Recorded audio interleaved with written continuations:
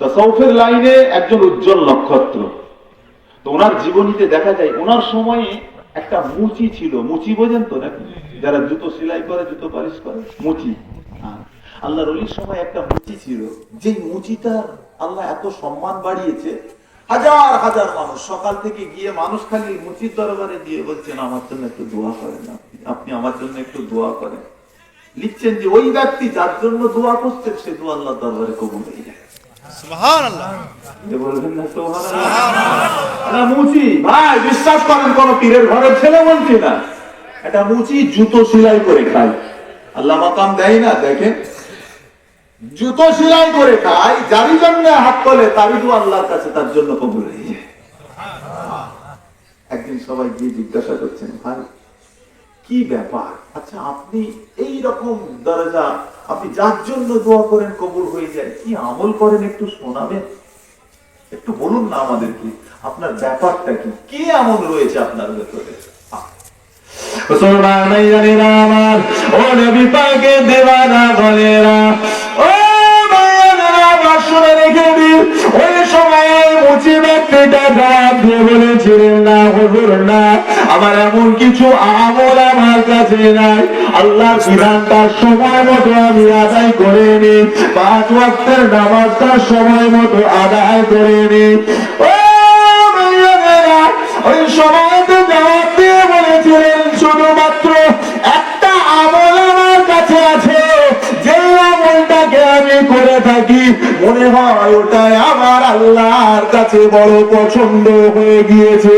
কি এমন আমল করেন একটু শোনান, আপনার ইবাদতের মধ্যে কি আমল আপনি করে থাকেন।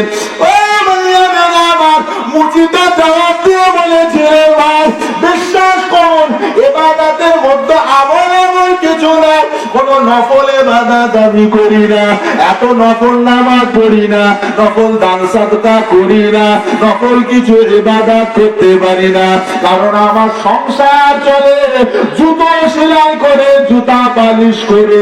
তাই সকালবেলা ঘুম থেকে উঠে আমি যখন আল্লাহর বিধান ফজরের নামাজটা আদায় করে নিয়ে আমি আমার ডিউটিটা, আমার কাজটাকে পালন করবার জন্য আমি যখন বাড়ি থেকে বার হয়ে যাই, ওই বাড়ি থেকে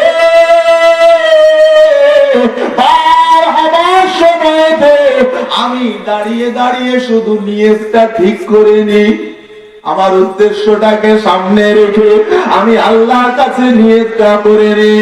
ও আমিন, আল্লাহ পাক, আমি আমার আপনার উপরে তাওয়াক্কুল করে ব্যবসার জন্য বাড়িয়ে গেলাম, আল্লাহ আমি ব্যবসার জন্য চললাম, আল্লাহ আল্লাহ আজকে সকাল থেকে নিয়ে আমার ব্যবসা যতক্ষণ চলবে আল্লাহ ততক্ষণের মধ্যে আপনার নবীর যত উম্মত আমার কাছে জুতা নিয়ে আসবে, আপনার বন্ধুর উম্মতেরা আমার কাছে জুতা নিয়ে সেলাই করতে আসবে, জুতা পরিষ্কার করতে আসবে, জুতাকে পালিশ করতে আসবে। আল্লাহ ও আমিন, আল্লাহ পাক, আমি যেন তাদের জুতা লাগে ভালোভাবে সাফ করে দিই, ভালোভাবে পরিষ্কার করে দিই, ভালোভাবে যেন আমি সাফ করে দিয়ে দিতে পারি।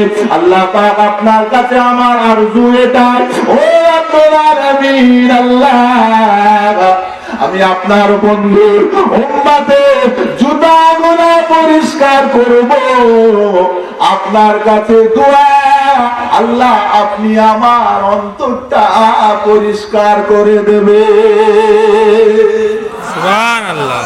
আল্লাহ আমি তাদের জুতা মন দিয়ে পরিষ্কার করব, তবে আপনার কাছে এটাই চাইছি আমার মনটাকে পরিষ্কার আপনি করবেন। সুবহানাল্লাহ। দোয়া দেখেছেন, নিয়ত দেখেছেন, করেছি জীবনে, মন পরিষ্কার কে করতে পারে? আল্লাহ, তিনি ছাড়া আর কে করবে?